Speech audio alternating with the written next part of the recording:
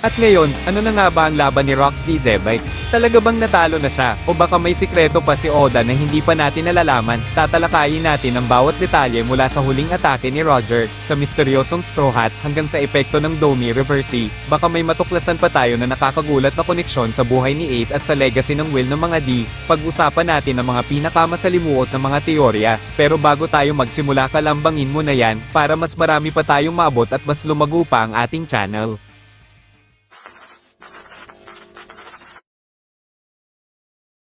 May kulang pa ba tayo dito? Kasi parang hindi pa naman talaga natalo si Rock. Hindi naman natin nakita yung tipikal na salamat talo na ako, ngayon makakapagpahinga na ako bilang si Rox D. Zebite. Wala pa tayong ganong literal na eksena, pero kahit wala yun, malinaw pa rin ang pahiwatig ni Oda dito. Sina Roger at Garp na mismo ang nagsabi na isang atake na lang ang matitira sa laban nila. Malamang, ibig sabihin, ibinuhos na nila ang lahat sa huling atake na yun. At habang nangyayari to, makikita rin natin si Imo na umaalis na sa isla, na parang kumbinsido na tapos na ang laban, na tapos na ang kanyang misyon. Kaya kahit sabihin nating hindi nagwagi sina Roger at Garp, wala nang iba pang natitirang pwedeng humarap kay Rox doon sa isla. May dagdag pa na narration pagkatapos ng laban, na parang nagsisilbing final statement ng buong God Valley incident, na parang sinasabi, ito na ang katapusan ng mga Rox Pirates. Pero aaminin ko, sobrang malabo pa rin ang eksaktong nangyari kay Rox. Hindi malinaw kung buhay pa siya o tuluyan nang nawala. At alam mo, hindi na rin ako basta-basta naniniwala sa mga pinapakita ni Oda pagdating sa kamatayan ng mga karakter. Ang dami na niyang ipinakitang mga parang napatay na sa huli ay hindi pala totoo. Kaya ngayon, medyo duda ako kung talagang patay na nga si Rox. Ang inaasahan ko na lang, sana sa susunod na chapter, malinaw na ipakita kung tuluyan na nga siyang namaalam. At sa totoo lang, ang tanging paraan para maniwala ako ay kung mismong sina Roger o Garp na ang magsabi, kapag ibang tao lang, hindi ako magiging kumbinsido. Kasi kung hindi natin makuha yung kumpirmasyon na yun, ayun, mangyayari na naman yung dati. Ilang taon na naman tayong gagawa ng mga teorya, na buhay pa si Rox, na baka nagbago siya, naging parang demonyo, o nasa anino lang ng mundo, gumagalaw sa likod ng mga pangyayari. Baka nga siya pa yung may kinalaman kung bakit naging ganon si Blackbeard, isang nilalang na sinasabing binigyan ng walang hanggang buhay ng isang madilim na kapangyarihan. At yan ang delikado kung hindi natin makuha ang malinaw na sagot sa susunod na kabanata, kasi kapag iniwan tayong bitin ni Oda, isang buong mundo ng mga teorya at haka-haka na naman ang magbubukas tungkol kay Rox D. Zebite. Pero teka muna, saan na ba napunta yung Straw Hat ni Roger? Isang pagkakamali lang ba ng artist o nawala talaga yun sa gitna ng labanan? Naisip ko rin yan nung una, kasi sanay na tayo na minsan nagkakamali rin si Oda sa mga detalye. Pero kung titignan mo ng mabuti, nung itinapon ni Roger ang kanyang coat sa gilid, siguro makikita mo rin na kasabay niyang itinapon ang Straw Hat. At yun ang nakakagulat, hindi ko ma-imagine na gagawin ni Luffy yun. Kasi para kay Luffy, sobrang mahalaga ng sombrerong yun, hindi niya yan basta iiwan, maliban na lang kung ipagkakatiwala niya sa tao na lubos niyang pinagkakatiwalaan, tulad ni Nami, Usopp, o kahit kay Zoro. Kaya tuloy napaisip ako, sa panahong to ng buhay ni Roger, naiintindihan na ba talaga niya kung gaano kahalaga ang Straw Hat na yon? Hindi naman sa pareho sila ni Luffy, kasi magkaiba naman ang kahulugan ng Straw Hat para sa kanilang dalawa, pero isipin mo to, napakalaki ng risk na ginawa ni Roger, basta na lang niyang itinapon ang sombrerong yun, isang simbolo ng inherited will, o ng kaloobang ipinapasa sa susunod na henerasyon. Posibleng iyon mismo ang sombrero ni Joy Boy, na basta na lang itinapon sa sahig sa gitna ng labanan, pwedeng kinuha ito na kung sino, o baka nasira pa nga sa gitna ng kaguluhan. At kung titingnan mo palalo, nakakalungkot din ang simbolismo ng atakeng ginamit ni Roger. Ang pangalan ng kanyang huling atake ay Hinoka Gotsuchi no Ace. Sa unang tingin, akala ko simpleng reference lang to sa espada ni Roger na tinawag niyang Ace, pero mas malalim pa pala ito, kasi yung Kaguchuchi, iyon ay pangalan ng Shinto God of Fire, ang Diyos ng apoy sa mitolohiya ng mga Hapon. Kung nanonood ka ng Demon Slayer, pamilyar ka siguro sa salitang Hinokami Kagura, galing din yan kay Kagetsuchi.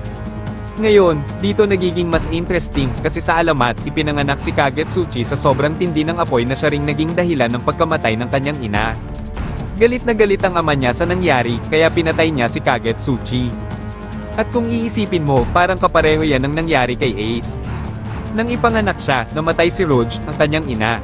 At si Ace mismo, ay kalaunan ay pinatay din, hindi ng ama niya, pero sa isang paraan na halos kapareho sa mitolohiya. Pinugutan si Kagetsuchi at ang kanyang katawan ay hinati sa 8 piraso na naging 8 bulkan, at si Ace naman ay pinatay ng lava ng bulkan mismo, si Akainu. At ayon pa sa alamat, mula sa katawan ni Kagetsuchi ay nabuo ang iba't ibang Diyos.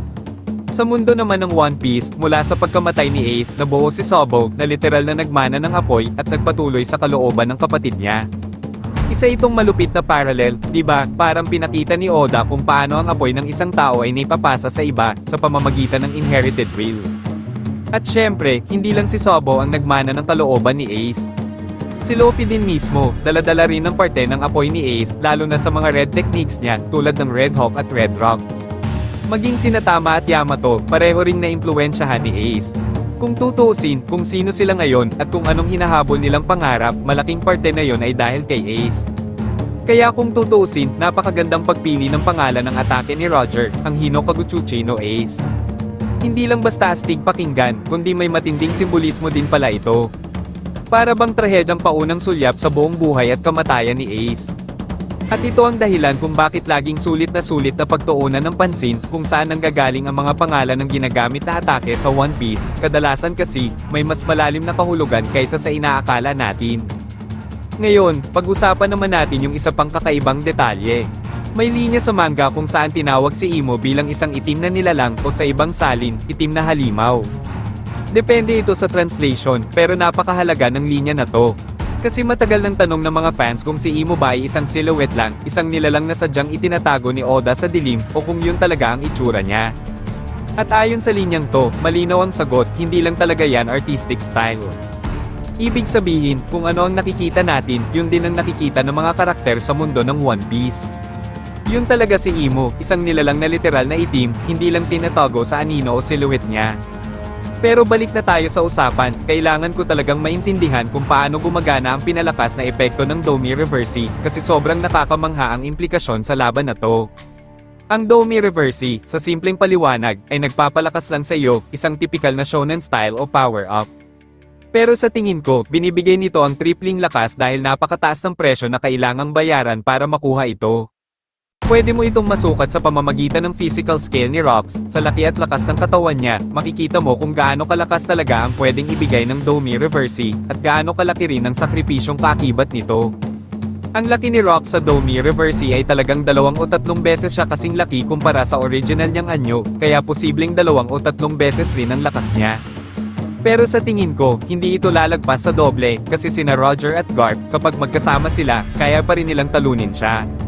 Sa base form naman ni Rocks, sa pakiramdam ko lang at base rin sa mga na-nerf na datos at mga instinct, parang kayang pantayan talaga ni Roger o Garp si Rocks. Parang nasa parehong level silang tatlo sa base form niya, kaya kung kailangan talagang pagsamahin ang pinakamalakas na kakayahan ni na Roger at Garp para talunin siya, hanggang sa ipakita sa atin ang iba, pwede nating sabihin na doble ang kanyang lakas 100% ang dumagdag. Nabanggit ko din dati na bumalik sina Gaban at Rayleigh sa isla, pero bakit sila bumalik? Siguro dahil sa pinag-uusapan ni na Roger at Garp, baka matapos ang pinagsamang atake nila, parehong hindi na makakilo si Roger, Garp, at kahit si Rock sa ilang sandali. Kung ganun nga, malamang sina Rayleigh at Gaban ang huli na magliligtas kay Roger at Garp, na parang palaging nangyayari sa Straw Hats kapag nalalagay sa panganib si Luffy matapos talunin ang mga kalaban. Isa pang tanong, nakilala na ba ni Ace si Rayleigh? Sa pagkakaalam ko, hindi pa, at hindi rin sigurado kung alam ni Rayleigh na si Ace ay anak ni Roger. Kung alam niya, tiyak na lalabas din siya sa Marineford para pigilan ang posibleng pagbitay ng anak ng matalik niyang kaibigan. Pero noong i-broadcast ni Sengoku ang linya ni Ace sa mundo, nandoon si Rayleigh at nanunood. Kaya sa sandaling yon, baka naisip niya, dapat siguro may ginawa ako dyan, pero parang huli na parang sobrang lasing na siya sa 3 o 4 na inuman. At panghuli, tungkol kay Cloudy Clover, namatay ba siya na may ngiti? Sa tingin ko, hindi, pero fair point yan, pwede ring i-interpret sa ibang paraan. Sa huling video, sinabi ko na baka si Rocks ang nag-iisang miyembro ng Will of D na namatay ng walang ngiti. Pero kung titignan natin, si Clover namatay din habang umiiyak na parang siya rin ang ginagawa ni Rocks ngayon.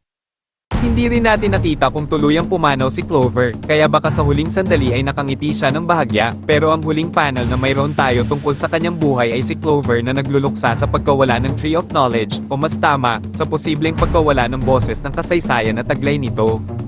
At sa tingin ko, medyo kahawig ni Rox ang sitwasyon ni Clover, may ambisyon si Clover, at dumating ang world government para marahas na pigilan siya bago niya ito maabot. Kaya naiintindihan ko kung bakit may ganitong level ng panghihinayang si Clover, na para ding kay Rox. Samantalang ang ibang Will of the members, tulad nina Roger at Rugen, namatay ng walang pagsisisi, kasi nagawa nila ang lahat ng kanilang layunin. Kahit si Ace, na ang buhay ay tragedy na pinaikli, nagawa pa rin niyang malaman kung tama ba ang kanyang pagkakasilang.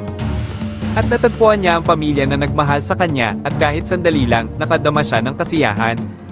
May mga karakter din tulad ni Oden, na hindi kabilang sa Will of the pero medyo may kahawig. Namuhay siya at namatay ng may malaking ngiti sa kanyang mukha, dahil alam niya kung ano ang darating balang araw, wala rin siyang pagsisisi sa huli. Kaya pwede rin na may flip side ang Will of the na hindi pa natin ganap na nalalaman, depende sa buhay ng isang miyembro, maaaring mamatay sila ng may ngiti o sa luha. Siyempre, sana mas marami pang ipinakita sa laban, hindi na ako makapaghintay na makita ang anime version. At sa tingin ko, maswerte tayo doon, kasi sa anime, mahusay silang mag-extend ng mga laban, mga eksena na sa manga ay ilang panels lang, sa anime ay nagiging magaganda at kamanghamanghang pagluluto. Dahil sa Toei, isang chapter lang kada episode ang kanilang ina-adapt, pero ginagawa nila ang lahat para i-invest ang oras sa mga eksenang iyon. Kung isa ka sa mga nanonood ng One Piece para sa action, sa tingin ko mas masarap tignan ang anime, kasi habang tumatagal, lumalayo na si Oda sa battle manga genre, mas interesado siya ngayon sa adventure, lore ng mundo, at relasyon ng mga karakter. At isa pang bagay, napansin nyo ba na marami tayong horned characters, pero walang malinaw na paliwanag tungkol dito? Halimbawa, si Kaido, Yamato, Magellan, at iba pa, pwede kaya na lahat sila ay descendants ng mga taong naging demonyo dahil kay Imo, hindi sa Domi Reversi, kundi sa ibang technique. Sa tingin ko, may mga paliwanag, pero karamihan ay nasa subtext. Hindi ito ganoon sa kaso ni Magellan, malinaw na text, sa Impel Down, nakita natin na inalis niya ang kanyang mga sungay, inilagay sa kamay, at ginamit para subukang lasunin si Luffy. Pero sa ibang horned individuals, sa ngayon, pwede nating isipin na descendants sila ng mga ancient giants. Pero kung titignan mo ang background sa maraming group shots sa Elbaf, mapapansin mo na maraming giants na may mga sungay din, tulad na lang ni King Harold, syempre. Kaya sa ngayon, iniisip ko na ang mga Kaidos at Black Marias ng mundo ay posibleng may ganitong ancient giant lineage din, lalo na sa kaso ni na Kaido at Black Maria, kasi parehong malalaki ang katawan nila. Pero sa mga normal na tao tulad ni na Who's Who o Caesar Clown, hindi ako sigurado, lalo na kay Caesar, ang mga sungay niya, hindi totoong Oni horns, parang goat horns, parang may halong mink sa kanya. May isa pang theory, baka may kinalaman din ng Domi Reversi dito, posibleng ang mga ancient giants ay na Domi Reversi, kaya kilala sila sa kasamaan at pagkahilig sa dugo, at sa paglipas ng mga siglo, namana ng kanilang mga descendants ang katangiang iyon, kahit bahagyang nabawasan. Assuming na ito na ang katapusan ng God Valley Incident, maliban kung ipagpapatuloy ito sa susunod na chapter, hindi na makakapagtataka na makikita natin ulit sina Loki, Harudin, at Harold, kasama ang ginawa nila pagkatapos malaman ng kapalaran ni Rox. Pero curious din ako kung ilang chapters bago tayo bumalik sa present, kaya kung ito na ang katapusan at walang God Valley wrap-up sa susunod na chapter, sa tingin ko, aabutin tayo ng mga 3 hanggang 5 pang chapters bago tayo tuluyang bumalik sa kasalukuyan. Ano sa tingin nyo? I-comment nyo sa baba at pag-usapan natin. Salamat po sa panonood hanggang sa muli.